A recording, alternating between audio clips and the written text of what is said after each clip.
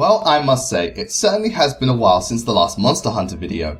To be fair, a certain other series has been keeping me busy these past couple of months, but after what seems like forever, it's time to go back to the world of Monster Hunter once again. Now, I've already covered what I feel to be the two most important aspects of the Monster Hunter series on my channel, those being my favourite and least favourite monsters. One of those videos people loved despite some issues with the sound mixing, and the other most people hated because apparently having a difference of opinion is otherwise frowned upon. Regardless, there are still many areas of the Monster Hunter series that I have yet to discuss on my channel, and today we're going to be covering arguably an aspect of the series that's just as important as the monsters themselves, the weapons. The weapons in Monster Hunter play a massive role in the game, as they are going to be your tools of destruction that will help you take down these colossal beasts. I mean, how else are you going to fight these guys? Give them a serious talking to and tell them to go sit in the naughty corner? I don't think so.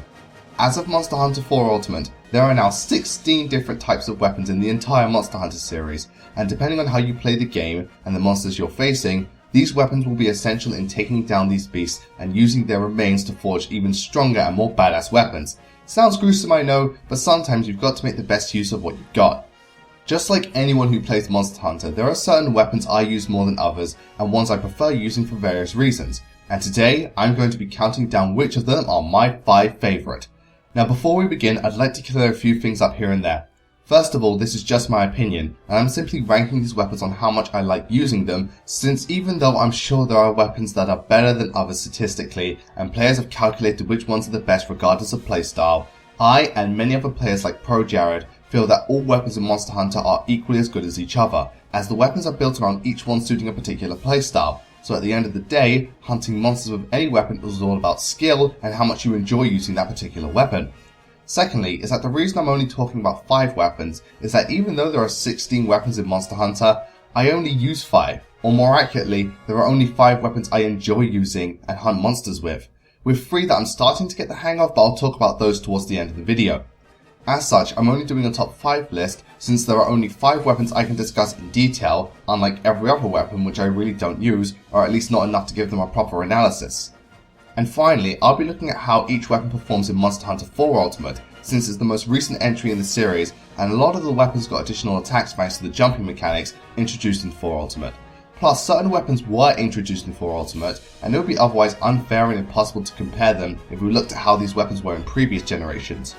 And with all that cleared up, it's time to ready your sword, axe, hammer, glaive, gun, bow, or whatever, and prepare yourselves for the onslaught that is heading our way.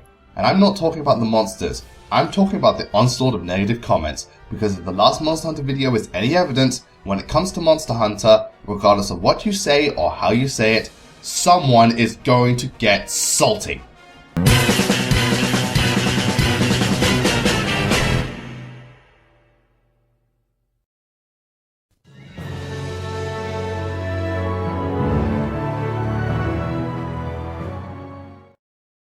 Whenever you go to hunt a monster, after a while that monster will have enough of your shit and begin to get angry, and attacks you with even greater speed and ferocity. Now in most cases this will cause just about any hunter to become more cautious and put away their weapons so they can run away as fast as possible. But in the case of number 5 on this list, when I see a monster charging towards me at full speed, all I say is stop! Hammer time!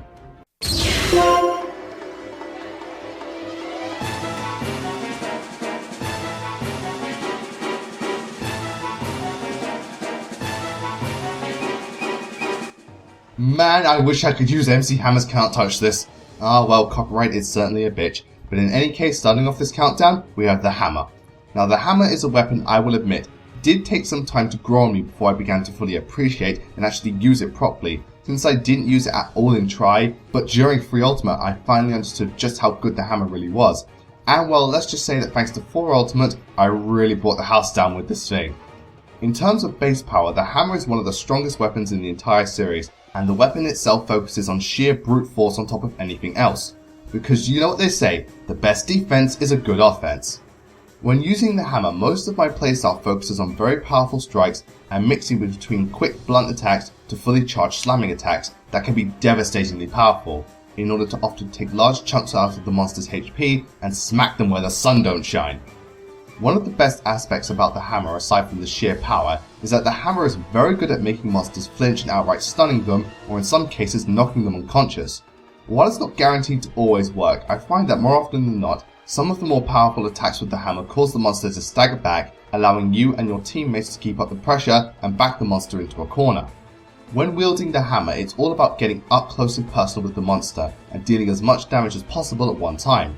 This I find makes the hammer very effective against slower monsters, as you get to deal a lot of attacks to them at one time and take a good chunk out of their health. Not to mention, with a fully charged jumping attack, the hammer can pin a monster down just about every time, allowing you to mount them and stab away like a maniac. One other aspect of the hammer which I find to be very useful is that I find it to be one of the best weapons to break parts of the monster's body armor. Now, I'm not talking about breaking their tails off or anything, I mean parts of the monster's face, scales, horns and all that jazz. Taking this into consideration, I find that the monsters I hunt best with hammers are brute weapons or amphibians like the Tetsukabra, Baroth, Brachydios, Duramboros, Zamtrios and so on. Which may sound contradictory since most of these monsters are rather fast, but these monsters are also heavily armoured and focus on attacking you head first, literally, which gives me many opportunities to smack them dead in the face and stun them early on into the fight. While the hammer is a weapon I have a lot of fun with and can be great against certain monsters, the hammer does have a few problems that make it a bit of a situational weapon when taking all monsters into consideration. For one thing, because of the hammer's fully offensive type of playstyle, the hammer gives you no type of defensive capabilities as well as only giving you standard evasion.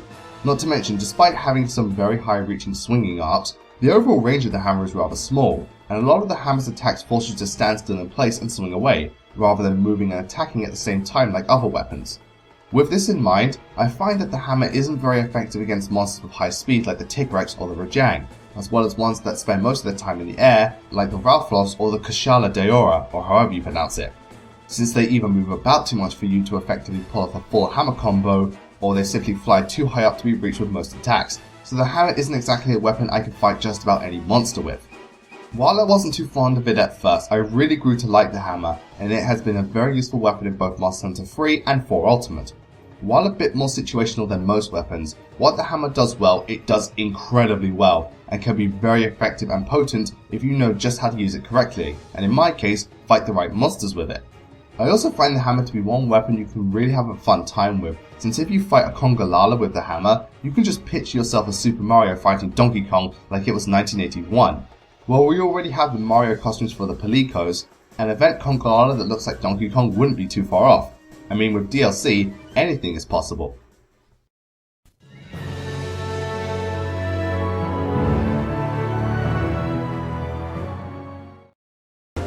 If there's one thing I've noticed about a lot of RPGs, is that somehow they can have their characters wielding giant fuck-off weapons and swinging them around like they were wielding a bloody baseball bat.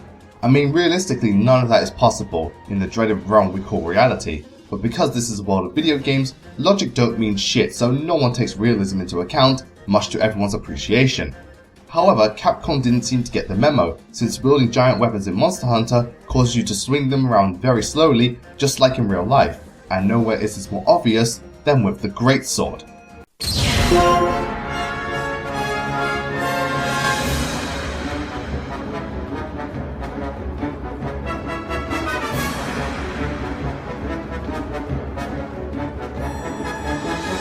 How strange.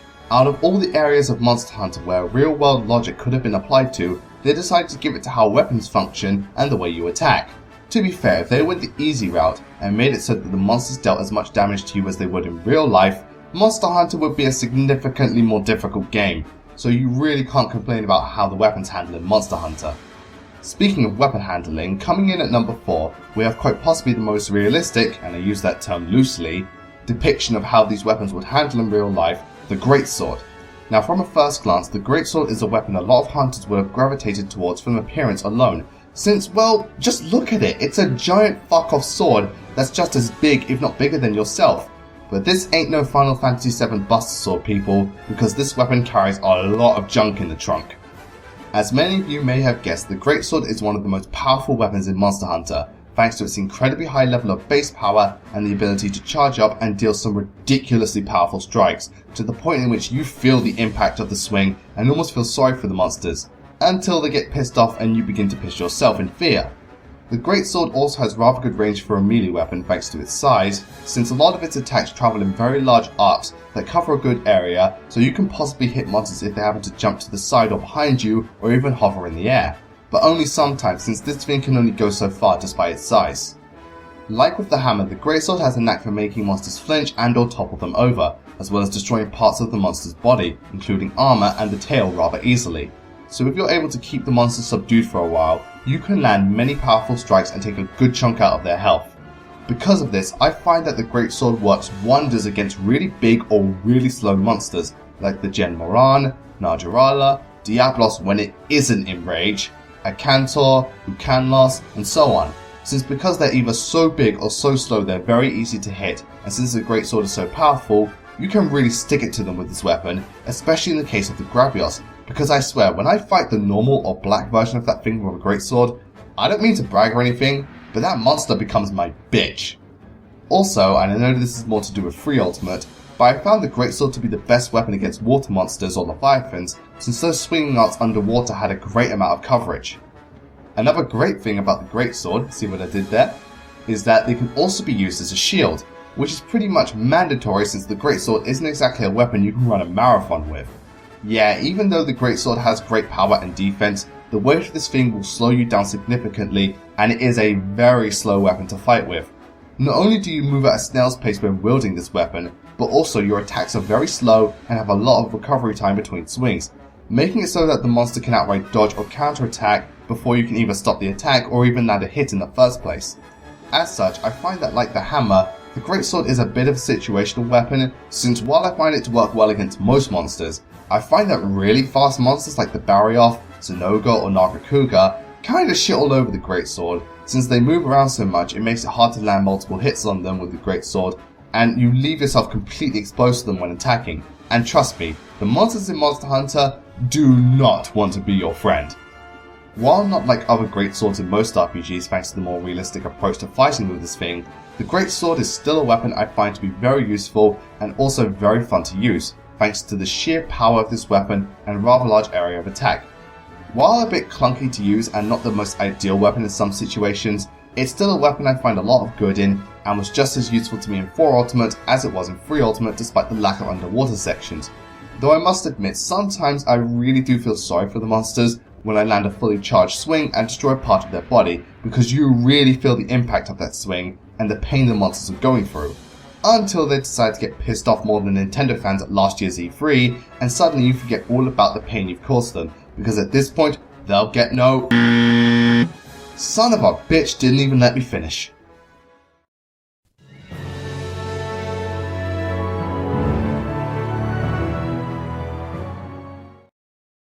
Every Monster Hunter game adds new elements to the series that, while not permanent additions to future installments, make each game its own unique thing that separates it from the dreaded Call of Duty syndrome. In the case of 4 Ultimate, the biggest addition to the series was the ability to use air attacks and mount monsters. This was a much needed addition to the series as it allowed for various combat techniques and strategies to take fruition, as well as the ability to mount monsters, giving the players an edge in the fight and making the battles more intense and heart-pounding. While all the weapons in Monster Hunter gained the ability to do aerial attacks, there was one weapon introduced in 4 Ultimate that was pretty much designed for aerial attacks and mounting monsters. Yep, you all know where this is going. At number 3, we have the Insect Glaive.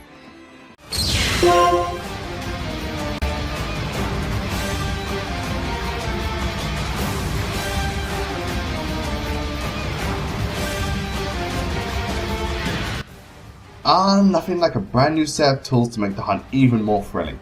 Monster Hunter 4, aside from introducing the mounting mechanic, added 2 brand new weapon classes into the series, one of which being a weapon that, in my opinion, takes advantage of this mechanic to the best of its abilities, as well as being a very potent weapon in its own right, the Insect Glaive.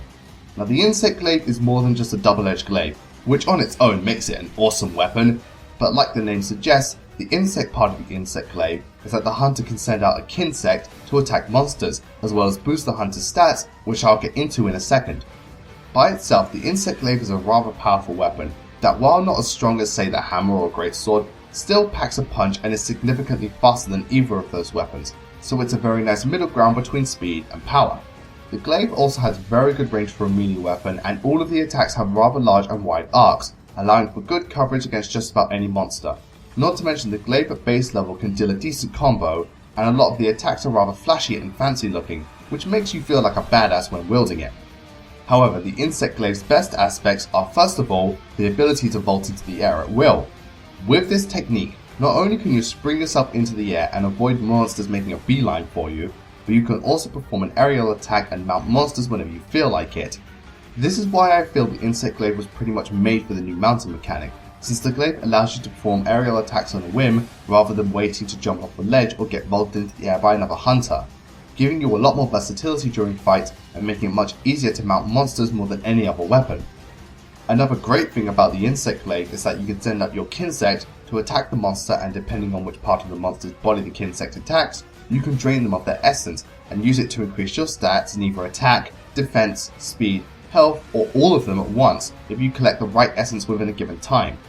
Not only does this make you a much stronger hunter, but you also get new attack animations upon the boost in strength, as well as things like earplugs alongside the boosted defense for a limited time.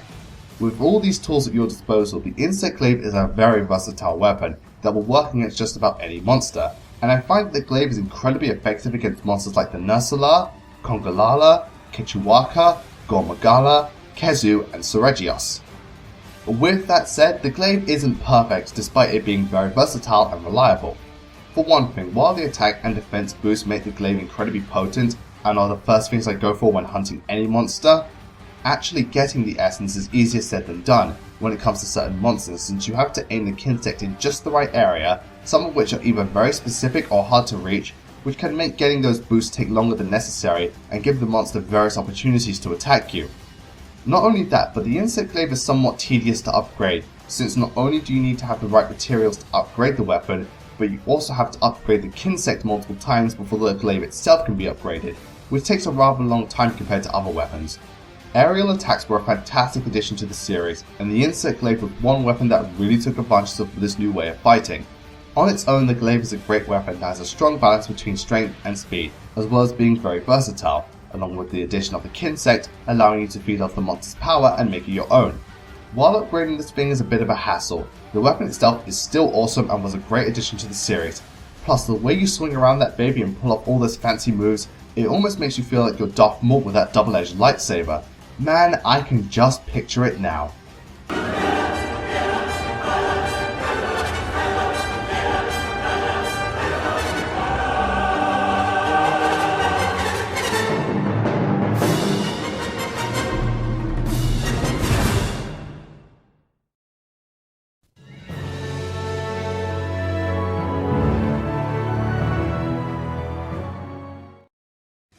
If there's one thing video games have taught me, is that having more than one weapon is always the best option.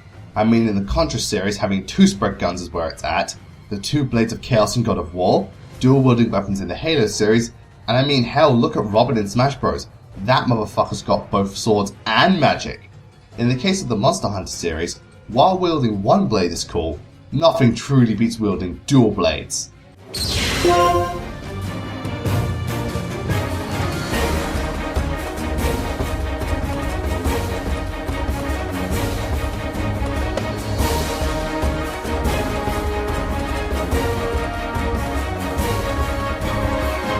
Oh man, talk about favoritism. Whenever I ask players about what weapons they like most in Monster Hunter, the dual blades are often the first answer that I get, since like the Great Sword, most players gravitate towards this weapon from the get-go, since pretty much everyone has wanted to wield dual swords in their lifetime, and since Monster Hunter allows for avatar characters, you can pretty much put 2 and 2 together. Now the dual swords aren't just for show because they are very potent weapons that can be deadly in the hands of a skilled hunter, and if you know how to move and attack properly, as well as use the dual swords to the best of their abilities, then you can fight just about any monster and kill them without so much as taking a scratch. Now the dual swords are actually some of the weakest weapons in terms of base power, and they don't offer any type of defensive capabilities despite SAO's claim to the contrary, which after playing this game I call bullshit on. They are, however, one of the fastest weapons you can wield, as well as offering rather good evasion, especially when a certain meter is filled, but I'll get to that soon enough. The dual blade's main focus is to deal as many hits as possible at one time, as a lot of attacks come out fast and deal multiple hits. As such, when wielding dual blades, the main focus will be to stay in the monster's blind spot and attack them as much as possible before they catch onto you. While this means you have to get right up and personal with the monster since these weapons have rather short range, the dual blades tend to have very quick attack animations, allowing you to quickly cancel out and roll to the side before the monster has a chance to attack you, which suits the way I play Monster Hunter since I prefer to outright dodge the monster rather than block them, even with weapons like the Greatsword. While this is all well and good, one of the best things about the dual swords is the demonization mode, which can make your hunter glow red and gives them a boost in speed and power, as well as resisting wind pressure and giving you the ability to sidestep rather than rolling. This mode can give you a serious edge in the battle as you can deal much more damage and essentially get an infinite combo going if you're skilled enough. Because of this, if you play your cards right, you can go to town on just about any monster and continuously wail on them without ever having to stop unless the situation calls for it. And thanks to this, I find that for me personally, dual blades work on the majority of monsters, and it makes hunting fast monsters like the Tigrex, Zenoga, Barioth, Rajang and Nargacuga much easier and a lot more fun. Not only that, but the dual blades are some of the best weapons for dealing elemental damage and status ailments thanks to their attacking speed. Plus, some dual swords have 2 elemental types instead of just 1 like most weapons, making them very versatile and deadly if you happen to go up against a monster with multiple elemental weaknesses. Isn't that right, Tigrex? Yeah, you hate those Zenoga dual blades, don't you? I also find the dual blades to be so much fun to use since you attack so fast and pull off some really cool moves. In particular, if you happen to have demonization mode active with your swords equipped and roll off a ledge, you pull off some neck spin attack that is amazing for mounting monsters and almost makes me feel like I'm Captain Levi taking on a Titan, minus the 3D maneuver gear and complete disregard for real world logic. While I love the dual blades and I find them to be great weapons, they're not perfect since, like I said before, they have low base power and no type of defense, plus the fact that they have rather short range to their attacks, which makes them otherwise useless when a monster takes to the skies, and because you'll be wailing on monsters so much, they often lose their sharpness and dull very quickly, so best not to fight monsters with very strong armor with these things. When all is said and done, while wielding one weapon is fine, nothing truly beats wielding a second weapon for that extra power and just making you look so damn cool when swinging those babies around. Dual swords are exactly that since these weapons are all about dealing as many hits and as much damage as possible at one time, as well as constantly applying pressure to the monster and exploiting their blind spots. While not too powerful and having no real way to defend yourself, they still give you many options in the battlefield thanks to them having multiple elemental types for a single pair of swords, demonization mode giving you a massive edge in the battle, and just making you look so damn cool while doing it, allowing you to live out your fantasy of being a super unstoppable badass that wields 2 swords and takes down giant monsters single-handedly. It's no wonder Kirito was the only character in SAO to wield 2 swords, gotta pander to the audience somehow. And as such, dual swords take the number 2 spot of my favourite Monster Hunter weapons, which just leaves the number 1 entry. Before we get to number 1, I just want to take a minute to talk about the 3 other weapons I kind of use, but not enough to talk about them in great detail. First up is the Sword and Shield, which was a weapon I used when I first started playing Monster Hunter since it's a very reliable weapon that gives you good defense and evasion. But later into the game I found the weapon to be far too weak in terms of base power, and it didn't land nearly as many hits as the dual swords did, but I find it to be a great weapon for beginners. Next up is the Longsword, which I find to be a weapon that really rewards top-notch playing skills and precise lethal strikes, though I find the weapon to be rather situational since you often tend to get stuck into your combos once you start, and if the monster retaliates during that time, it kinda screws everything up. But still, it's a good weapon regardless. Finally, there's the Charge Blade, which I really didn't like at first since I found it to be rather gimmicky and convoluted, but over time I'm beginning to appreciate it much more, and that weapon has some disgustingly powerful attacks, so who knows, in time it might just take the number 6 spot. Anyway, now on to number 1.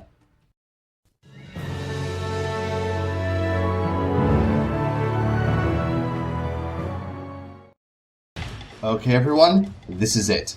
My favourite weapon in the Monster Hunter series.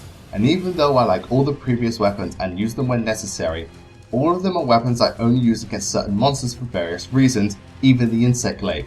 Whereas my favourite weapon is one in which I can literally fight every monster with it and be just fine with no major drawbacks or disadvantages. And even though I said wielding 2 weapons like the dual swords is awesome, having a weapon that becomes another weapon is what I'm talking about. Because my favourite weapon in Monster Hunter is an axe that becomes a sword. Ladies and gentlemen, the Switch Axe.